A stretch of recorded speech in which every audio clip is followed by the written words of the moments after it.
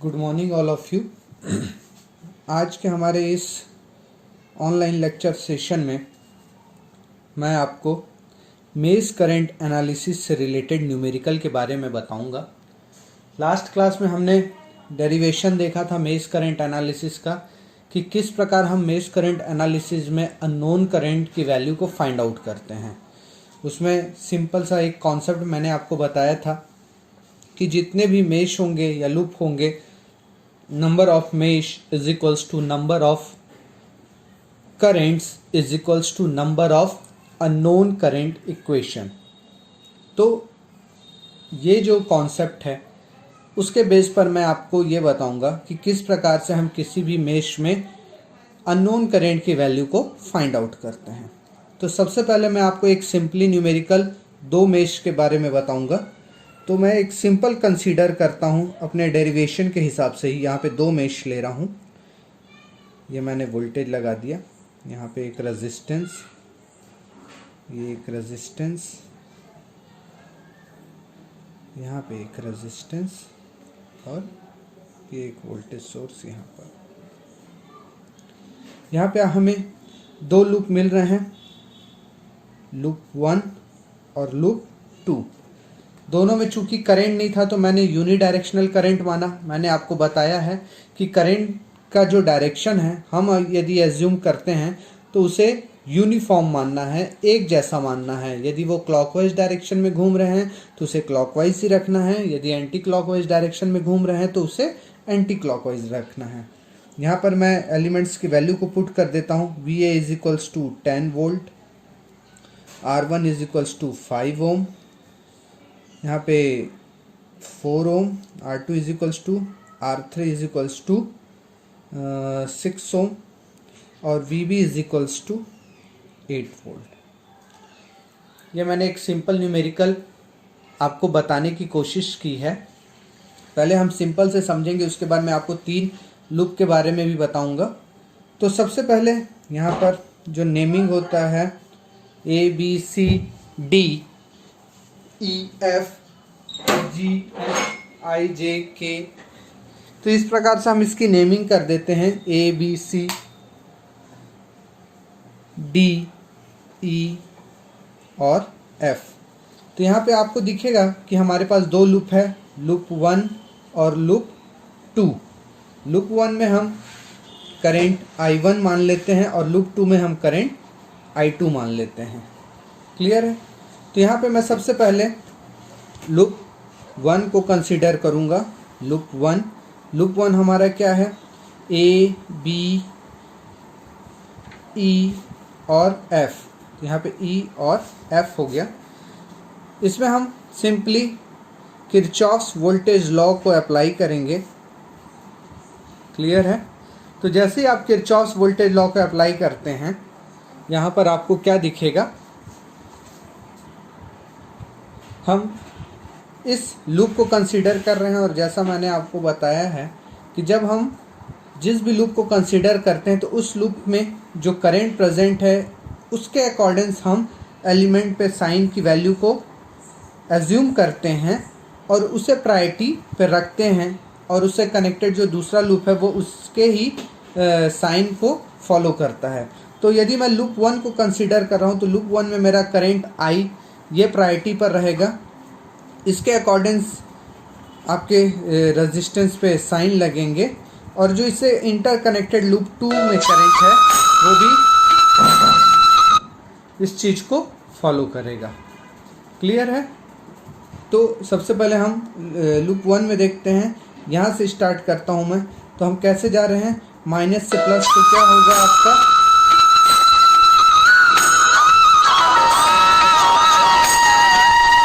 तो मैं लूप 1 के हिसाब से यहाँ से स्टार्ट करता हूँ। तो सबसे पहले हम कहाँ पे जा रहे हैं? माइनस से प्लस। वोल्टेज से स्टार्ट करें तो माइनस से प्लस जा रहे हैं, मतलब प्लस होगा। तो ये हो जाएगा आपका 10। पहले मैं आपको सिंपल इक्वेशन लिख के बताता हूँ, उसके बाद डायरेक्ट आप वैल्यू पुट करेंगे तो आपको क्लियर होगा। तो यहाँ से मैं जा रहा हूँ तो सबसे पहले क्या आ रहा है? माइनस से प्लस, मतलब ये क्या होगा? Plus VA।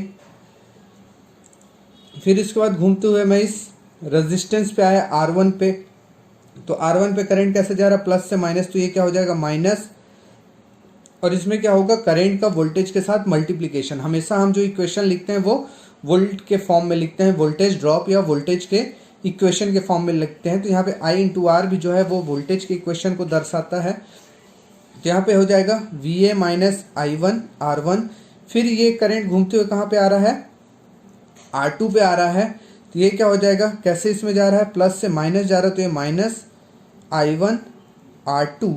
लेकिन उसी समय इस R2 रेजिस्टेंस पे लूप 2 का करंट I2 भी आ रहा है, लेकिन वो कैसे साइन को फॉलो करेगा, क्योंकि हमने लूप 1 को कंसीडर किया है तो लूप 1 के हिसाब से साइन को रखा गया है। तो करंट जो I2 है वो लूप 1 के ही साइन को फॉलो करेगा। तो कैसे जाएगा ये, माइनस से प्लस। तो इसे हम क्या लिखेंगे, plus I2 R2 is equals to 0। अब हम यहाँ पे वैल्यू पुट कर देते हैं। तो हमें पता है कि VA का मान हमने क्या लिया है, 10 लिया है, माइनस I1 हमें निकालना है, R1 का वैल्यू कितना है 5। तो ये क्या लिखा जाएगा आपका 5I1। फिर यहाँ पे क्या है R2 का मान कितना है 4। तो ये हो जाएगा माइनस 4I1। उसी प्रकार R2 पे I2 करंट आ रहा है, तो ये क्या हो जाएगा plus 4I2 is equals to 0। I1 को एक साथ I2 को एक साथ हम रखेंगे तो क्या मिलेगा हमें, 10 minus 9I1 plus 4I2 is equals to 0। सबको मैं करंट इक्वेशन को इक्वल टू किस पार लेके आऊँगा, तो ये क्या हो जाएगा 9I1 minus 4I2 is equals to 10। ये हो जाएगा आपका इक्वेशन नंबर 1। क्लियर। उसी प्रकार मैं लूप 2 को लूँगा। लूप 2 में आपका क्या है, B C D और E। B C D E इस लूप को अब मैं कंसीडर करूँगा, अप्लाई करूँगा KVL। क्लियर। तो यहाँ पे जैसे ही आप KVL अप्लाई करेंगे तो अब क्या होगा कि अब आप सेकेंड लूप को कंसीडर कर रहे हैं। तो सेकेंड लूप को कंसीडर किया है तो जो अब जो प्रायोरिटी वैल्यू है वो किसको मिलेगा, लूप सेकेंड को मिलेगा। इसके अकॉर्डिंग्स पर रेजिस्टेंस पे साइन लगाए जाएंगे और इससे इंटरकनेक्टेड जो लूप होगा वो अब इस साइन को ही फॉलो करेगा। तो हम यहाँ से चालू करते हैं KVL लगाना। तो यहाँ पर हम कैसे आ रहे हैं, फिर से मैं आपको पहले इक्वेशन लिख रहा हूँ। ये पहला न्यूमेरिकल है इसलिए मैं आपको इक्वेशन पूरा लिख के बता रहा हूँ, नहीं तो आप डायरेक्ट इक्वेशन लिख सकते हैं। तो यहाँ पर क्या होगा आपका, कैसे आ रहे हैं, प्लस से माइनस, वोल्टेज पे कैसे आ रहे हैं प्लस से माइनस, तो क्या लिखा है ये माइनस VB। फिर हम घूमते हुए कहाँ पे आए, इस रेजिस्टेंस R2 पे आए। रेजिस्टेंस R2 पे हम कैसे जा रहे हैं, प्लस से माइनस में। तो ये क्या हो जाएगा माइनस I2 R2। लेकिन इसी समय इस रेजिस्टेंस पे जो लूप 1 से भी कनेक्टेड है, इसमें कौन सा करंट आ रहा है, I1 करंट आ रहा है। और वो अब कैसे आएगा, माइनस से प्लस आएगा, क्योंकि उसका डायरेक्शन कैसा है, अपवर्ड टू डाउनवर्ड। और हम यहाँ पे कैसे जा रहे हैं, लूप 2 से डाउनवर्ड से अपवर्ड। तो डाउनवर्ड से जब हम अपवर्ड जा रहे हैं तो प्लस से माइनस जा रहे हैं, तो इसके अपोजिट जो करंट आएगा वो कैसा आएगा, माइनस से प्लस। तो माइनस से प्लस आने के कारण हम उसे प्लस लिखेंगे, प्लस I1 R2। फिर ये हम घूमते हुए कहाँ पे आ गए, आपके R3 रेजिस्टेंस पे, और इसमें कैसे जा रहे हैं हम, प्लस से माइनस जा रहे हैं। तो ये क्या लिखाएगा, minus I2 R3 is equals to 0। हम वैल्यूज़ को पुट करेंगे तो हमें पता है VB का मान कितना है 8, माइनस में है तो माइनस 8 हो गया। फिर ये माइनस I2 R2, तो R2 का मान कितना है 4 ओम, तो इसे हम क्या लिखेंगे 4I2। उसी प्रकार फिर क्या है, प्लस I1 R2, तो R2 का मान 4 है तो ये हो जाएगा 4I1 माइनस I2 R3, तो R3 का मान है 6 ओम, तो यहाँ पर क्या हो जाएगा 6I2 is equals to 0। I1 और I2 को हम एक साथ कर लेंगे तो ये क्या हो जाएगा आपका 4I1 माइनस 4 और 6 कितना हो जाएगा 10I2 minus 8 is equals to 0। Constant value को हम इक्वल टू के दूसरी तरफ लेके जाएंगे तो क्या होगा हमारा equation, 4I1 minus I2 is equals to 8। यह हमारे इक्वेशन नंबर 2 है। अब हमारे पास दो लूप थे, दो मेश या दो लूप थे। दो लूप होने के कारण दो अननोन करंट I1 और I2, दो अननोन करंट होने से दो अननोन इक्वेशन हमें बन रहे हैं, दो करंट के इक्वेशन बन रहे हैं, इक्वेशन नंबर 1 और इक्वेशन नंबर 2। तो इन दो इक्वेशन को सॉल्व या तो आप मैट्रिक्स से कर सकते हैं या डायरेक्ट अपने कैलकुलेटर में वैल्यू डाल के आप कर सकते हैं। चूंकि यहाँ पे दो इक्वेशन है तो हम इनको ईजिली सॉल्व कर सकते हैं वैल्यूज़ को रख कर।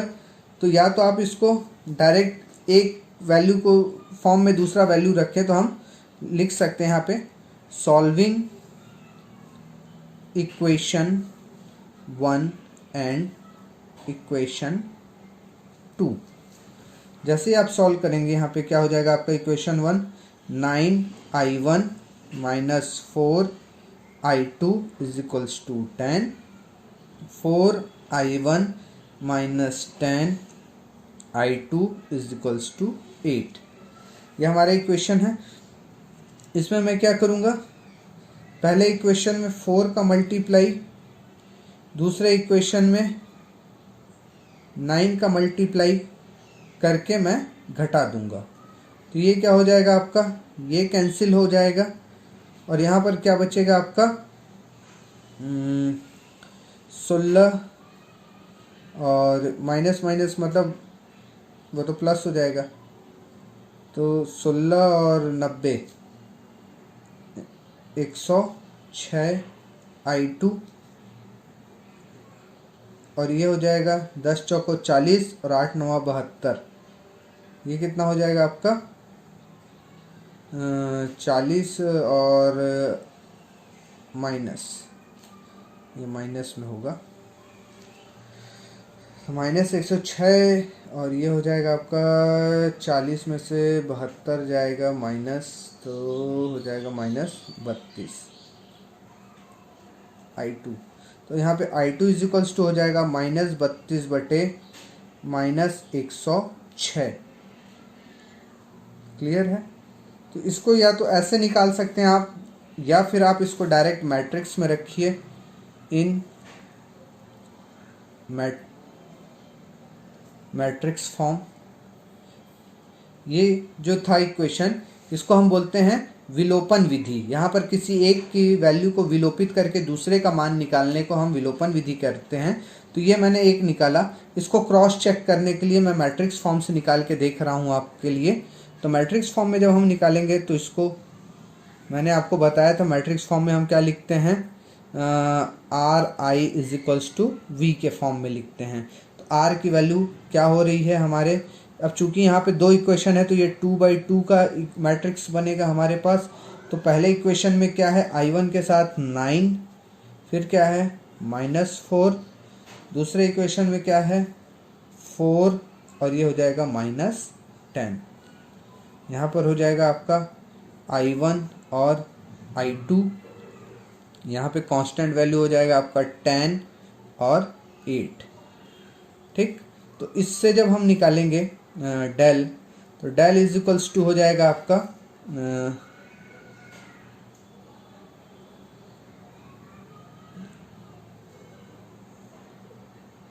9 इंटू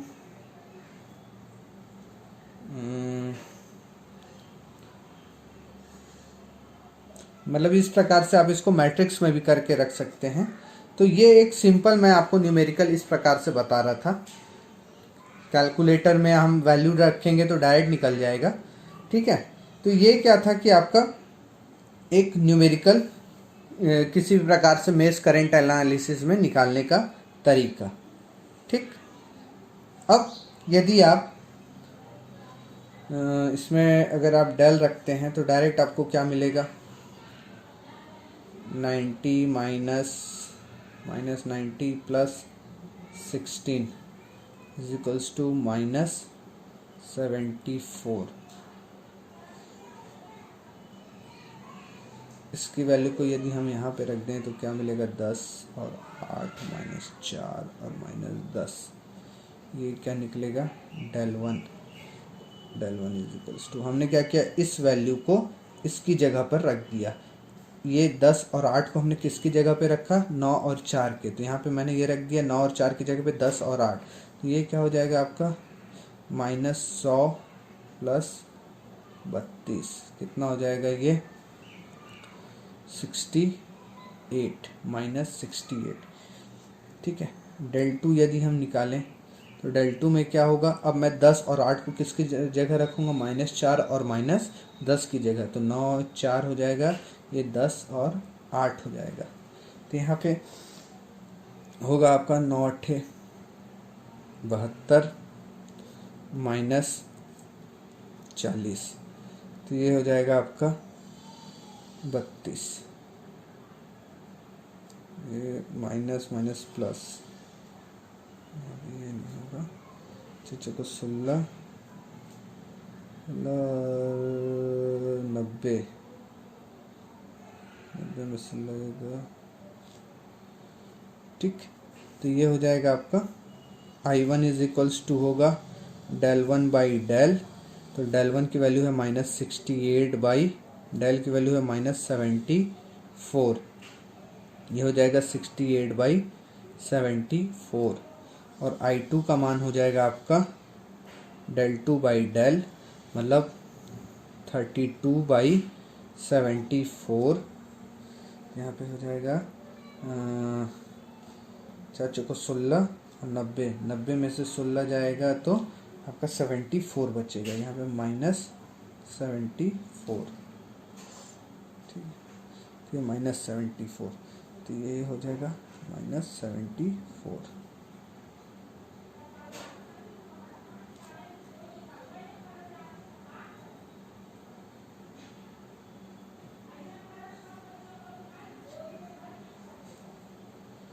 ठीक, तो ये हो जाएगा आपका 32/74 और ये 68/74 आपके करंट की वैल्यू। इसको सॉल्व करेंगे तो 0 पॉइंट के फॉर्म में आएगा और ये भी 0 पॉइंट। अब चूंकि यहाँ पे क्या है, ये तो प्लस में है, ये माइनस शो करता है कि हमने जो करंट का डायरेक्शन एज्यूम किया है, मैंने क्लॉकवाइज डायरेक्शन था और मेरा जो करंट का मान आ रहा है वो माइनस में आ रहा है, तो इसका मतलब ये होगा कि हमारा जो करंट I2 है वो क्लॉकवाइज ना घूम के एंटी क्लॉकवाइज घूम रहा है। क्लियर है? मैं आपको अब दूसरा न्यूमेरिकल बताता हूँ जो 3 लूप के लिए है। ये 2 लूप का मैंने एक सिंपल आपको समझाने के लिए बताया। ये जो सिंपल इक्वेशन लिख रहा था, मैं सिंपल इक्वेशन की जगह डायरेक्ट वैल्यूज़ को लिखूंगा और आपको भी डायरेक्ट वैल्यूज़ के बारे में लिखना है। क्लियर है? तो अब हम 3 लूप के बारे में देखेंगे कि 3 लूप के इक्वेशन में क्या होता है। ठीक है, अब मैं यहाँ पर फिर से 3 लूप का इक्वेशन एक ड्रॉ करता हूँ, सिंपल न्यूमेरिकल जैसे हमने डेरिवेशन में देखा था।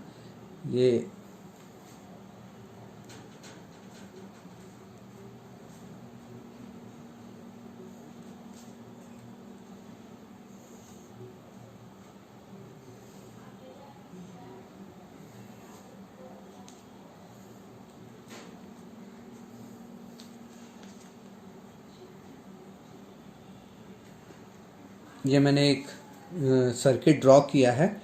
ये VA का मान है, ये VB का मान है, ये आपका R1, ये R2, ये R3, ये R4, ये R5। जैसा मैंने आपको डेरिवेशन में बताया था, ये उसी प्रकार का एक सर्किट मैं आपको यहाँ पे समझा रहा हूँ। तो इस सर्किट में हम वैल्यूज़ रख देते हैं। मान लो VA की वैल्यू है 10 वोल्ट, VB की वैल्यू भी है 10 वोल्ट, R1 है आपका 2 ओम, ये 3 ओम, ये 4 ओम, ये 5 ओम और ये 6 ओम।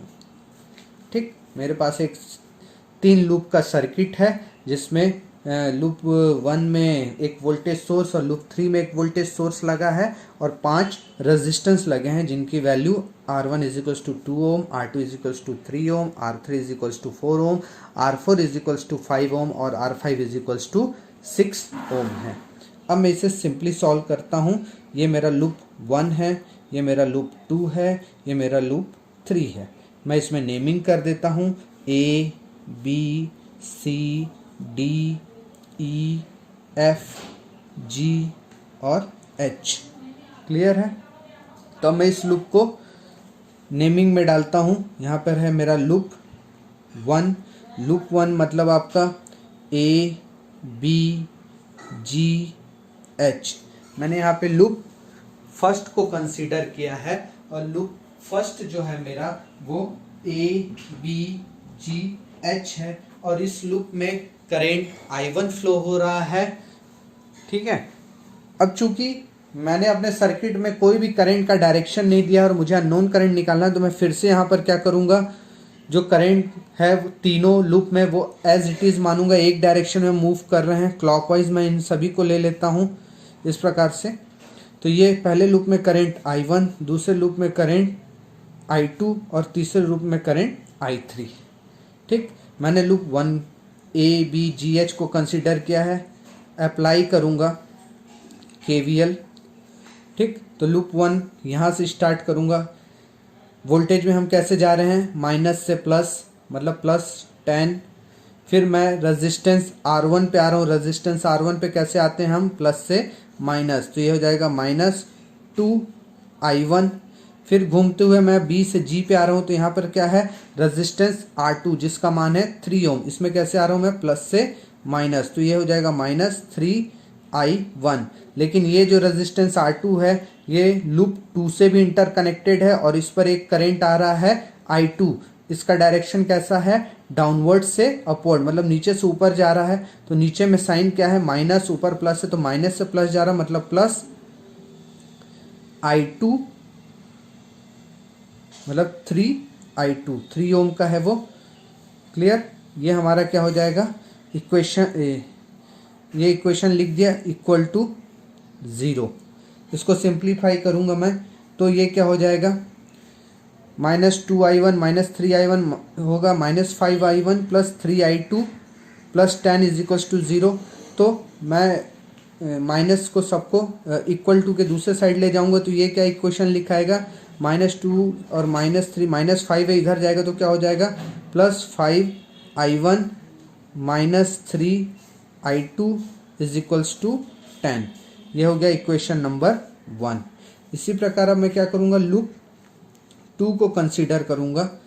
ये मैंने डायरेक्ट कैलकुलेशन करके इजीली लिख दिया। आप भी जितना ज़्यादा प्रैक्टिस करेंगे आप भी डायरेक्ट इक्वेशन को देखकर इक्वेशन लिख सकते हैं। इस प्रकार से आपको लिखना नहीं पड़ेगा, ये प्रैक्टिस पे डिपेंड करेगा। लूप 2 में हम यहाँ से स्टार्ट करते हैं। इस करंट जो हमारा I2 है वो R3 से स्टार्ट हो रहा है। लूप सेकंड हमारा क्या है, BCFG। इस BCFG में मैं अप्लाई कर रहा हूँ KVL को। तो यहाँ पर आपको क्या दिखेगा, इस पॉइंट से मैं स्टार्ट कर रहा हूँ R3 के पास से, तो ये हो जाएगा माइनस, किसी भी रजिस्टर में हम प्लस से माइनस जाते हैं, तो -4I2। फिर घूमते हुए मैं C से F की तरफ आ रहा हूँ, तो यहाँ पे रेजिस्टेंस R4 है जिसकी वैल्यू 5 ओम है, तो ये हो जाएगा I2 -5I2। लेकिन ये जो 5 ओम है ये लूप 3 से भी कनेक्टेड है और इस पर करंट I3 आ रहा है और ये भी कैसा है, डाउनवर्ड से अपवर्ड, मतलब ये माइनस से प्लस की ओर जा रहा है। तो इसे हम क्या लिखेंगे, +5I3।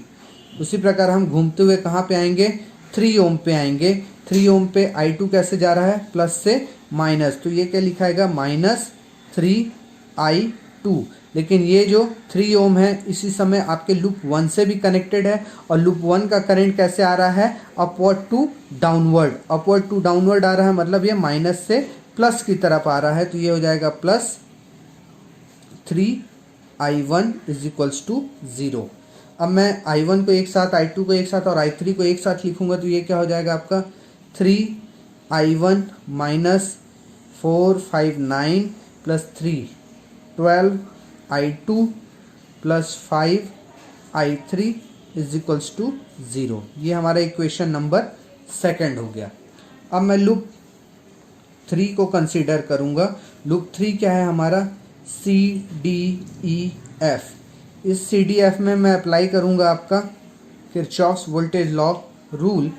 तो यहाँ पर इस लूप में क्या है, करंट I3 बह रहा है और इसमें एक वोल्टेज सोर्स VB लगा है। तो हम यहाँ से स्टार्ट करते हैं। VB वोल्टेज सोर्स में हम कैसे आ रहे हैं, प्लस से माइनस आ रहे हैं, प्लस से माइनस मतलब माइनस हो गया, तो ये क्या हो जाएगा -10। फिर हम ये घूमते हुए कहाँ पे आ गए, रेजिस्टेंस R4 पे। रेजिस्टेंस R4 पे करंट I3 जा रहा है और रेजिस्टेंस पे करंट हमेशा प्लस से माइनस जाता है, तो ये क्या हो जाएगा -4I3। लेकिन ये 5I3, लेकिन ये जो 5 ओम है ये किससे कनेक्टेड है, आपके लूप सेकंड से भी कनेक्ट है और इस पर एक करंट I2 आ रहा है जो अपवर्ड टू डाउनवर्ड है। तो अपवर्ड में ये माइनस से होते हुए प्लस पे निकल रहा है, मतलब माइनस से प्लस आ रहा है, तो ये +5I2 लिखेंगे। फिर हम घूमते हुए कहाँ पे आ गए, R5 रेजिस्टेंस पे जिसकी वैल्यू 6 ओम है और इस पे करंट हमारा I3 कैसे जाएगा, प्लस से माइनस जाएगा। तो प्लस से माइनस मतलब -6I3 = 0।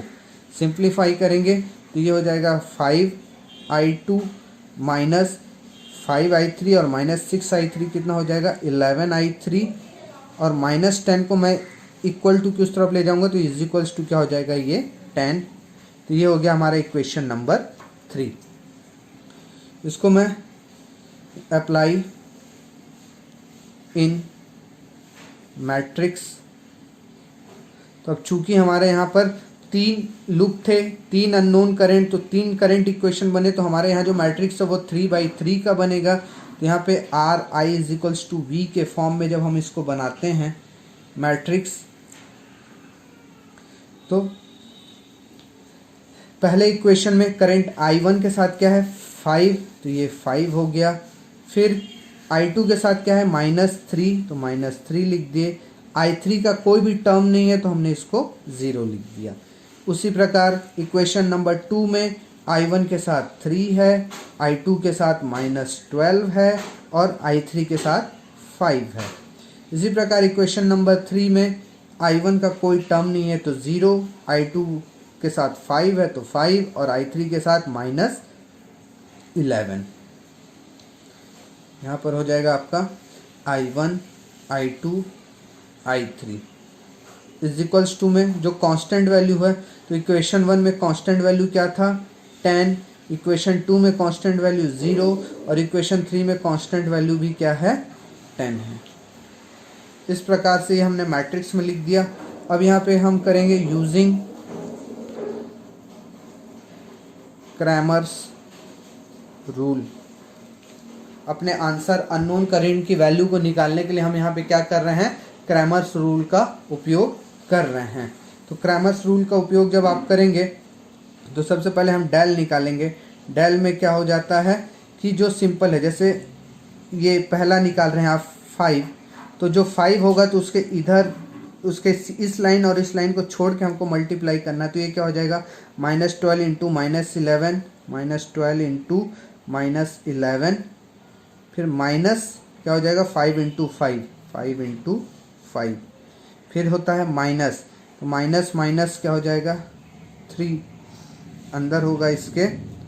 अब ये और ये कैंसिल होंगे तो हो जाएगा आपका 3 × -11, फिर -5 × 0, फिर हो जाएगा आपका 0। तो 0 के साथ जो भी आप करेंगे मतलब 5 × 3 -0 × -12, तो यहाँ पे इसको सिंप्लीफाई करेंगे तो कितना हो जाएगा 12 का 11 के साथ मल्टीप्लाई होगा तो 12 × 120 और 12 × 132 और माइनस माइनस प्लस, तो 5 इन ब्रैकेट 132 - 25, फिर ये माइनस माइनस प्लस, ये हो जाएगा 3 इन ब्रैकेट क्या होगा -33 -0 और नीचे हो जाएगा आपका प्लस, जो भी होगा वो 0 से मल्टीप्लाई होकर 0। इसको सिंप्लीफाई करेंगे तो डेल = हमें क्या मिलेगा 132 से 25 आप गया तो 107, मतलब 5 × 107 प्लस 3 × -33 मतलब -99। तो इसको सिंप्लीफाई करेंगे तो 535 में आपका 99 जाएगा तो कितना बचेगा 436, मतलब डेल की वैल्यू कितनी मिली आपको 436। अब आपको क्या निकालना है, del 1 निकालना है। तो del 1 निकालने के लिए हम क्या करते हैं कि ये जो कांस्टेंट वैल्यू है tan 0 tan, इस कांस्टेंट वैल्यू को मैं सबसे पहले इस जगह पे पुट करूँगा। तो इसको यहाँ पे पुट करने पे हमें पहले ये मैट्रिक्स बनाना पड़ेगा। तो ये क्या हो जाएगा, पहले वाले लाइन की जगह पे पुट करने पे tan 0 tan, और ये हो जाएगा -3 0 -12 5 और 5 -11। ठीक, इसको अब सिंप्लीफाई करेंगे तो हम यहाँ पे करेंगे 10 इन ब्रैकेट कितना हो जाएगा आपका 132 - 107 आएगा। इसको सिंप्लीफाई करेंगे तो फिर 3 minus minus plus 3 in bracket क्या हो जाएगा आपका ये और ये गया तो आपका ये 50 - 0 और आखिरी तो आपका 0 है। तो ये अब क्या हो जाएगा, del 1 इज इक्वल्स टू 10 गुणित मतलब 1070 प्लस 150। तो ये कितना हो जाएगा आपका 1220 वैल्यू आ गया। उसी प्रकार से जब आप del 2 निकालोगे, del 2 इज इक्वल्स टू क्या होगा मैट्रिक्स में कि हम इस tan 0 tan कांस्टेंट वैल्यू को अब इस जगह पे पुट करेंगे। तो इस जगह पे जब आप पुट करेंगे तो ये क्या हो जाएगा 5 3 0 -3 -12 और 5 की जगह हम क्या पुट कर रहे हैं tan 0 tan, और ये हो जाएगा 0 5 11। जब अब आप लिखेंगे तो ये क्या हो जाएगा आपका पहला इक्वेशन, तो ये हो जाएगा 5 इन ब्रैकेट 0 -50 फिर -10 इन ब्रैकेट, इसको ये और ये छोड़ेंगे तो 33 -0 प्लस 0 है। तो ये कितना हो जाएगा आपका -250 और -330। इसकी वैल्यू हो जाएगी आपका 580 -580। फिर आप del 3 निकालेंगे तो del 3 इज इक्वल्स टू क्या होगा कि अब इस वैल्यू को tan 0 tan को हम इस जगह पे पुट करेंगे। तो जब आप इस जगह पे पुट करेंगे तो इसकी वैल्यू क्या हो जाएगी 5 3 0 -3 -12 और 5, और यहाँ पर हो जाएगा आपका tan 0 tan। सिंप्लीफाई करेंगे इसको हम तो ये हो जाएगा 5 इन ब्रैकेट -120 -0 फिर +3 इन ब्रैकेट 30 -0 और +10 इन ब्रैकेट हो जाएगा 15 -0। इसको सिंप्लीफाई करेंगे तो ये हो जाएगा -650 फिर हो जाएगा +90 और ये हो जाएगा +150। तो 240 650 में 240 निकालेंगे तो कितना बचेगा आपका 410 बचेगा। तो अब आप यहाँ से I1 निकाल सकते हो। I1 इज इक्वल्स टू होता है del 1 by del, I2 is equals to होता है del 2 बाई del और I3 इज इक्वल्स टू होता है del 3 बाई del। तो अब आप यहाँ पे इस प्रकार से करंट I1 I2 और I3 की वैल्यू को निकाल सकते हैं। क्लियर। तो यहाँ पे जो करंट I1 होगा उसका मान आप रखेंगे तो del 1 का मान आपने निकाला 1220 बटे del का मान आपने निकाला कितना आया 436। उसी प्रकार del 2 का मान कितना आएगा -580 बटे 436 और del 3 का मान कितना आएगा 410 बटे 436। तो इसमें ये देखिए कि ये जो आंसर आ रहा है ये पॉजिटिव आ रहा है, ये भी आंसर जो आ रहा है पॉजिटिव, लेकिन ये जो आंसर आ रहा है वो निगेटिव। मतलब ये निगेटिव आंसर क्या शो कर रहा है कि हमने जो करंट का डायरेक्शन एज्यूम किया था I2 में कि वो क्लॉकवाइज डायरेक्शन घूम रहा है, मतलब वो क्लॉकवाइज ना घूम के वो कैसा घूमेगा एंटी क्लॉकवाइज, क्योंकि यहाँ पे करंट का मान कैसा रहा है माइनस। माइनस क्या बताता है कि हमने जो डायरेक्शन एज्यूम किया था वो उस डायरेक्शन में ना घूमकर उसके अपोजिट डायरेक्शन में घूम रहा है। तो ये था मेश करंट एनालिसिस के न्यूमेरिकल। मैं इसके आगे और एक क्लास में आपको न्यूमेरिकल बताऊंगा। उसके बाद हम अगले चैप्टर में नोड वोल्टेज एनालिसिस के बारे में पढ़ेंगे। क्लियर? Thank you.